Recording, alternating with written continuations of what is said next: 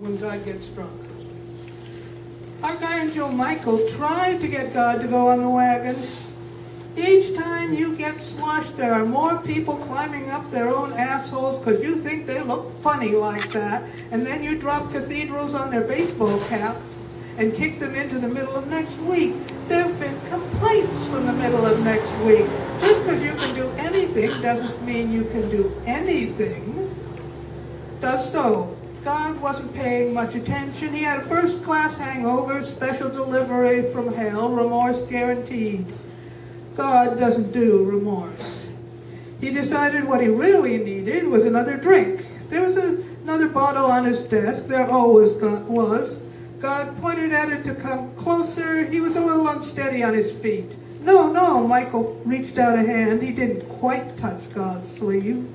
Don't you remember how it all started? You were going to have a nice garden planet with animals, and then you started talking to the worm at the bottom of the tequila bottle, and the next thing we knew, there were men and women. Well, said God, I've got to drink with somebody.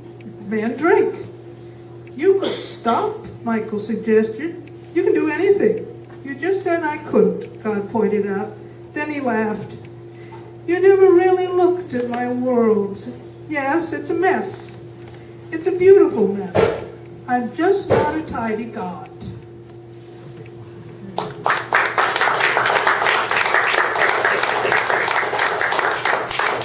And now one from Panic. This was the most recent book, and there's been a lot of bad stuff going on. And I almost seem to write about it sideways. It's called Vampire Lady in the Economy. There's a beautiful vampire lady draining numbers from the stock market. She's gotten bored with blood. She wears a cream-colored powered jacket tailored in back for her delicate black bat wings, black tumbled hair, and long black stockings. She sinks ivory fangs into the flashing board. The stock market tumbles, and men moan and wail more than when she was at their throats. Vampire Lady locks tailored stockbrokers kneeling in medieval, rusty, iron stocks to drink trembling zeros from their cell phones. Broken brokers don't know where they are, knees in the mud. Vampire Lady reads the Wall Street Journal and laughs.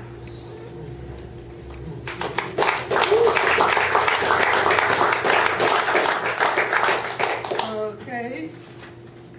This actually happened. I don't know if any of you still remember. It's called Shooting at the Holocaust Museum. Kill the dead. Kill the dead. He was 88 years old. The living were only shadows to him. He came to kill the dead. He'd been in the Navy in World War II. He hadn't been alive since. The dead had stolen his life. He came to kill the dead. He slept with gravestones over his eyes. Each morning turned its back on him. The dead had scrambled eggs and coffee before he did. He had to wait while the dead took a shower, whistling off key. Finally, he grabbed his gun, one of the few things left that remembered his name, and came to kill the dead. But the dead, the immortal dead, they cannot ever die.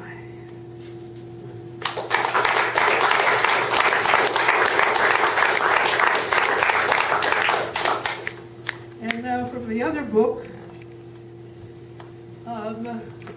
Burning Man is about to start. I've never been. I have a lot of friends who go and keep telling me about it. And I thought if I was a poet, I could go without going. I call it Burning Man. I'm going to Burning Man. I'm not going to Burning Man. I'm bringing Burning Man to me. Machines embarrass me almost as much as flesh. But I close my eyes and push the buttons I make from make-believe, and blue fire shoots from my fingers, and in that fire walk false memories of true love. My own dry skull hangs like a ripe fruit on Burning Man's bone tree to be picked and eaten. I don't need a tent shelter from frying pan sand or high noon sun. I'm not really there. My nipples flash like Christmas tree lights.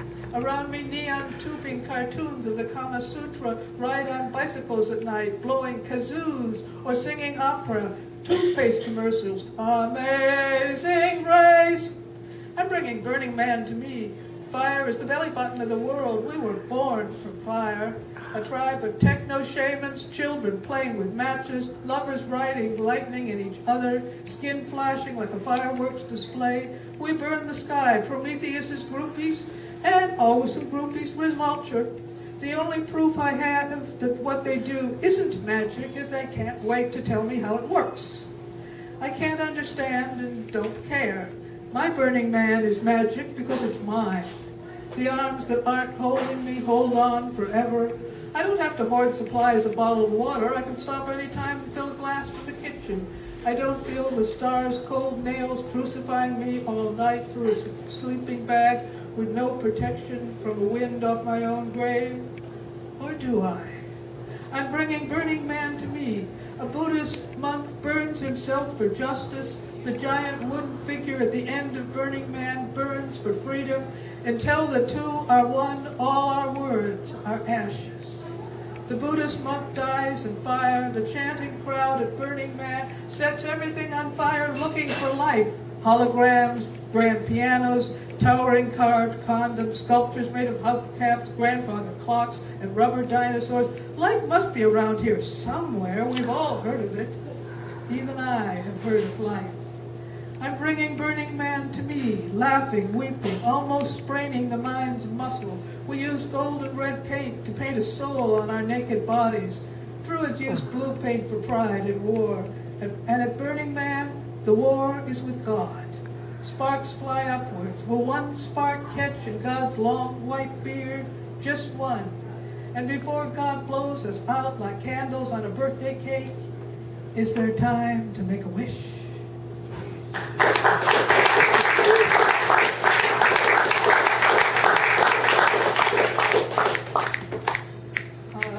Back to the economy, sort of. It always comes out sort of. Housing crisis. When Barbie and Ken go out in their little red car, I'll steal their dollhouse. I'll take their dollhouse on a full moon into the forest. Circles of sweaty, stomping drummers beat commands around the dollhouse. A voodoo priestess rides in front of the dollhouse until it grows up to her swaying, painted breasts. Then over her head, where her wild, tangled hair slaps against the dollhouse windows with rose-patterned curses. Tree branches fall as the dollhouse roof and chimney poke through. The priestess chants, harsh words wrenched from her throat. Install plumbing. A toilet flushes inside the dollhouse. Her silver bracelets grip lawn chairs and a barbecue in the backyard with low burning coals from the voodoo fire. She puts one of the chickens whose neck she bit through on the grill. I smell a cookie. I take a knife from the priestess and cut my wrist, enough for blood. She writes my name in blood on the mailbox. She draws designs in blood on her heaving belly. She'll be back for her mortgage. Meanwhile, it's my house, furnished, even jars of jam in the cellar. On the front porch, a tabby cat rolls on its back, chasing an invisible fly. I go home. And let's see. Oh yeah, I'll probably finish with this. It's silly, but it bounces.